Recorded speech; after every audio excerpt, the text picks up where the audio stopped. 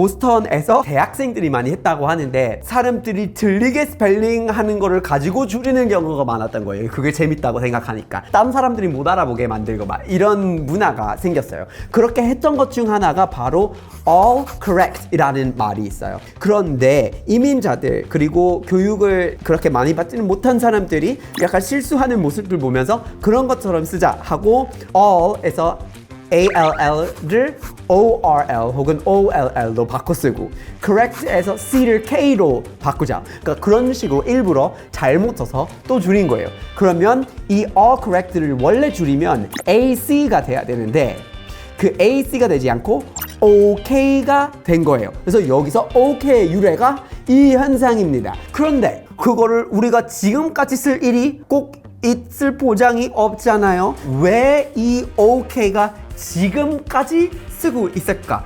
사실 계기가 완전 달라요. 여러분 안녕하세요. 우리가 쓰고 있는 말, 왜 쓰고 있는지, 어쩌다가 쓰게 됐는지를 모르는 경우가 있어요. 그런데 그런 어원들을 한번 살펴보면 참 재밌고 신기한 인사이트가 많아요.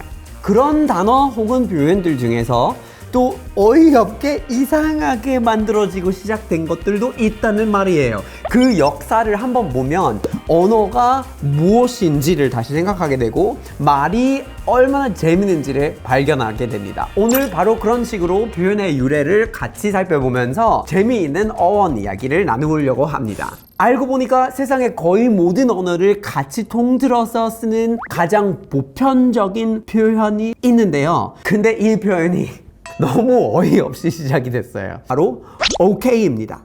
OK. 네덜란드어, 일본어, 히브리어, 러시아어 언어를 봐도 OK라고 쓰고 OK라고 말을 하면 사람들이 이해하고 통하는 표현입니다. 언어를 많이 몰라도 OK만 알면 대화가 되게 많이 풀리기도 하잖아요. 이걸 컵 오케이?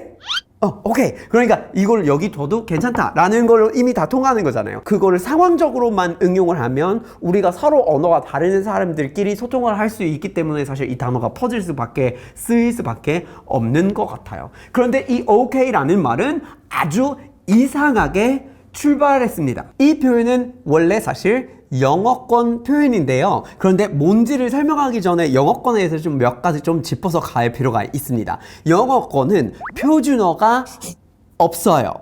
불어에서는 알리앙스 프랑세즈에서 불어를 관리를 하고 있고 한국어는 국립국어원에서 관리를 하고 있고 또 중앙에 표준어를 관리하는 게 있고 그 관리하는 기관도 있는데 영어권은 이런 개념이 없어요. 하나의 표준어가 존재하지가 않고 여러 가지 표준이 동시에 공존을 하고 있고 관리하는 기관도 없으며 영어의 철자를 올바르게 정리한 적은 단 한 번도 없습니다. 미국에서 학교들에서 주로 가르치는 방식의 철자가 맞는 것으로 여겨지게 되는 그런 케이스인데 미국 초창기를 보면은 스펠링이 진짜 엉망진창이에요. 그러니까 미시시피라는 주를 MISSISSIPPI로 쓰고 있지만 어떤 자료를 보시면 MYSSYSSYPPY로 쓰는 경우가 있어요. 실제로 또 알아보기 어려운 그런 철자를 쓰는 경우도 있었고 그것이 이제 표준이다 라고 생각하는 케이스가 몇 번 있었어요. 근데 게다가 미국이라면 여기서 정리되지 않은 상태에서 다른 여러 가지 언어권에서 이민자들이 들어오게 있죠. 그리고 교육을 받아서 이렇게 영어를 배우고 있는데 그러면 스펠링이 통합되지 않은 상태에서 이민자가 많아지고 있으면 그러면 진짜 어디서 나는 거죠? 여기서 어떤 현상이 생겼냐면 특히 19세기 초반 그러니까 1800년대 초반을 말하는 거예요. 이민자들이 들어오기 있고 미국이라는 개념이 좀 자리 잡히고 있고 여기서 영어를 많이 쓰고 있는데 공용어로서 그러면 교육을 받아서 이렇게 쓰고 스펠링하고 막 이러고 있죠. 스펠링이 엉뚱한 것들을 보게 되면서 와 이거 웃긴다 라고 생각하는 경우가 많았다는 거예요. 그리고 이게 또 사람을 놀리는 데에도 작용이 됐어요. 그래서 교육 못 받는 사람을 놀리고 저소득층에 속한 사람들 스펠링이 이러더라 하하하 놀리고 이민자들은 얘네들이 이렇게 쓴데 하하하 놀리고 스펠링을 가지고 놀리는 문화가 형성이 됐다는 거예요. 근데 19세기 초 보스턴 지역에서 줄임말로 작용 활용이 됐습니다. 그래서 사람들이 그때 당시 이제 19세기 초에 쓰던 말들, 흔히 쓰는 표현들이 있죠. 이거는 별로 중요한 일이 아니다라고 쓰는 관용구 같은 거. small potatoes라는 말이 있었어요. small potatoes, 작은 감자. 이건 작은 감자예요. 별로 중요한 일이 아니에요. 라고 얘기했던 거를 그냥 있는 그대로 다 쓰기보다는 그냥 축약시키자. 약자로 쓰자. SP라고 약자로 썼던 거예요. SP라서 그냥 무시하세요. SP로 썼던 거예요. 약자를.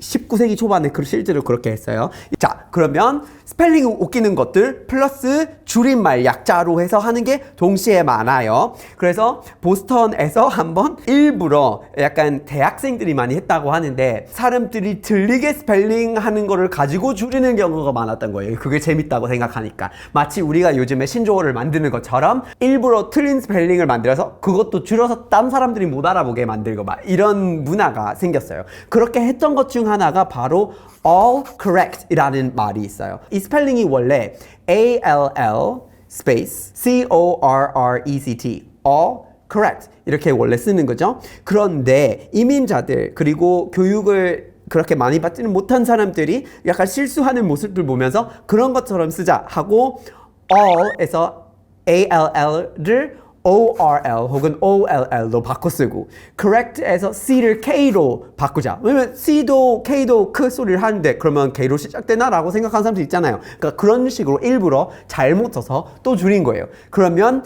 이 all correct를 원래 줄이면 AC가 돼야 되는데 OK가 된 거예요. 그래서 여기서 OK의 유래가 이 현상입니다. 그래서 19세기 초반 1839년에 처음으로 출판이 됩니다. 그때 보스턴의 한 신문지에서 OK라는 약자가 나타납니다. 물론 그 전에는 이미 딴 데서 쓰이고 있었을 텐데 이런 식으로 스펠링을 일부러 틀리게 해서 웃기게 해서 축약을 해가지고 약자를 만든 게 OK의 시작이에요.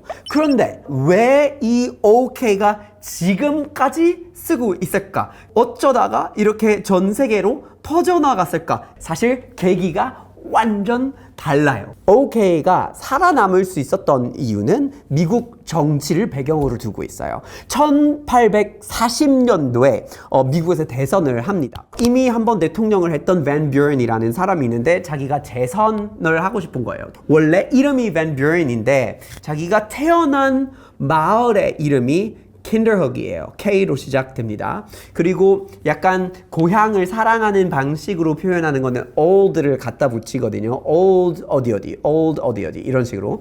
그래서 old 킨더흑이라고 자기 고향을 칭했던 거예요. 근데 그게 자기 별명이 됐단 말이에요.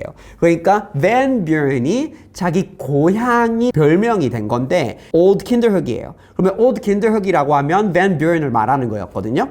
그래서 old 킨더흑을 뽑으라고 얘기하려고 자기 선거 캠페인에서 Vote for Old Kinderhook 이라는 슬로건을 썼어요. 근데 Old Kinderhook이 기니까 이걸 약자로 줄인 거예요. OK로. 근데 전혀 보스턴에서 유행하는 거랑 전혀 상관없이 그냥 자기네들의 선거 캠페인은 Vote for OK. 여기서는 OK는 밴 뷰런만 뜻하는 거라고 생각을 했던 거예요. 그리고 이 캠페인을 했을 때 클럽을 만들었어요. 동호회 같은 거 만들어가지고 밴 뷰런을 지지하는 사람들을 클럽 만들었는데 그게 OK 클럽이라고 불렀어요. Old Kinderhook Club, OK 클럽 이렇게 했는데 자기네들의 로고 같은 거를 만들었어요.